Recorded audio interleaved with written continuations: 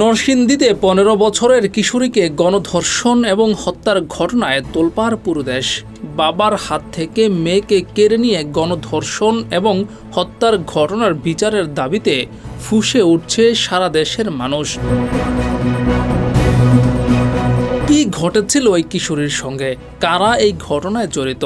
হত্যার ঘটনার ১৫ দিন আগেই বা কি হয়েছিল? ১৫ দিনেও কেন পুলিশ মামলা নিল না? এসব প্রশ্ন এখন উঠে আসছে। মেয়েটির স্বজনদের অভিযোগ, ১৫ দিন আগে বাড়ি ফেরার পথে স্থানীয় বখাটে নুরার নেতৃত্বে ৫ থেকে ৬ জনের একটি দল মেয়েটিকে তুলে নিয়ে গণধর্ষণ করেন।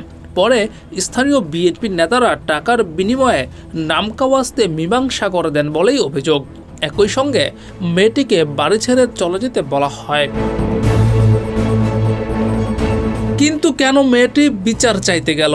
এই কারণে ক্ষুব্ধ হয় নুরা সহ বাকি ধর্ষকরা। এমন পরিস্থিতিতে বুধবার রাতে মেয়েকে তার খালার বাড়িতে রেখে আসতে যাচ্ছিলেন বাবা, কিন্তু পথে ধর্ষকরা বাবার কাছ থেকে মেয়েকে ছিনিয়ে নেয় এবং আবারও গণধর্ষণের পর হত্যা করে।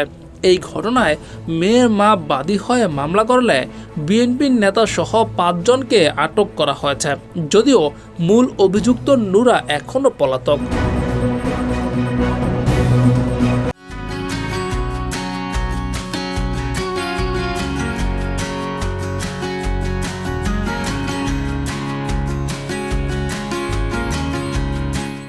এই ঘটনার পর বিএনপির বিরুদ্ধেও প্রশ্ন উঠেছে। বিএনপি ক্ষমতায় আসার পর বিএনপির নেতাকর্মীরা রীতিমতো বেপরোয়া আচরণ করছেন। তাদের ক্ষমতার জন্য পুলিশও তাদের বিরুদ্ধে মামলা নিতে চাচ্ছে না। এমন অবস্থায় নেতাকর্মীদের চাপ সামলে আইনের শাসন ফেরানোটাও চ্যালেঞ্জ হয়ে দাঁড়িয়েছে বিএনপির জন্য।